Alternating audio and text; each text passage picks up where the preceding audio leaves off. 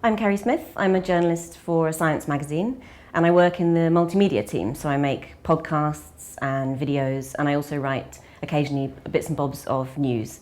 And I have a science background. I did a neuroscience master's, but then I found science to be requiring a little bit too much patience. So I've switched to journalism, which is a bit more fast-paced.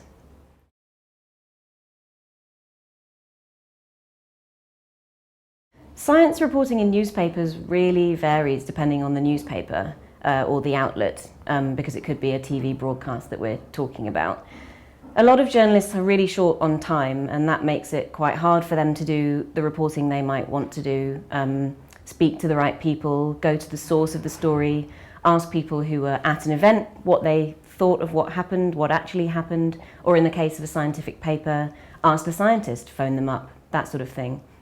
Not everyone has time to do that, and so they end up perhaps parroting the information that is in a press release, for example.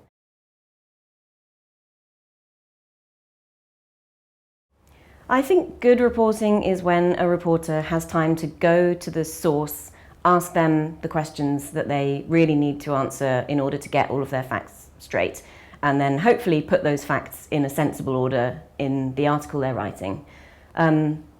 So that involves taking the time to talk to the scientists perhaps, talk to other scientists who haven't been involved in the work and ask them what they think of the research, ask them about the implications of it, try and think of other questions that you might not necessarily first come across, try and get a different perspective.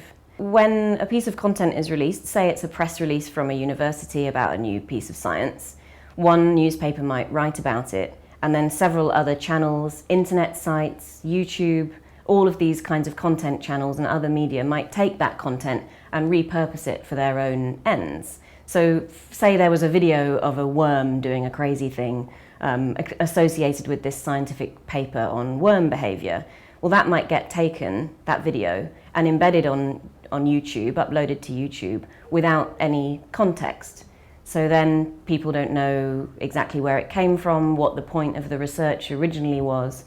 They don't have enough information to understand that piece of research properly. All they see is a worm.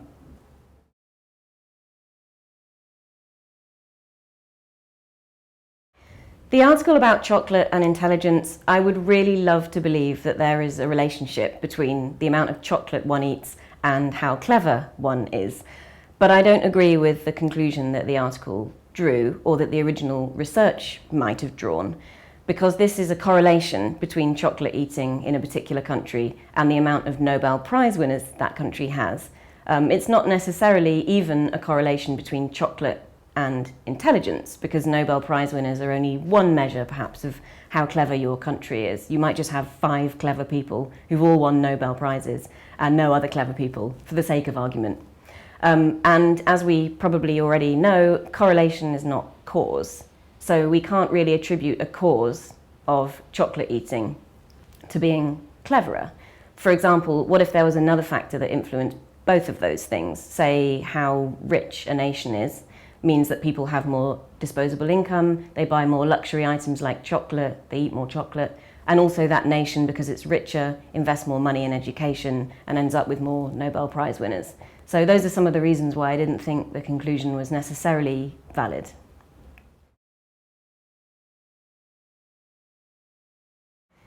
Although the conclusion is based on a correlation and not a causal mechanism, there are some things that suggest the article is reliable. The research was done by a scientist at a good university. I actually looked him up on the internet. He exists, and he did do this research. And the article was originally published, the research was originally published in a respected scientific journal called the New England Journal of Medicine.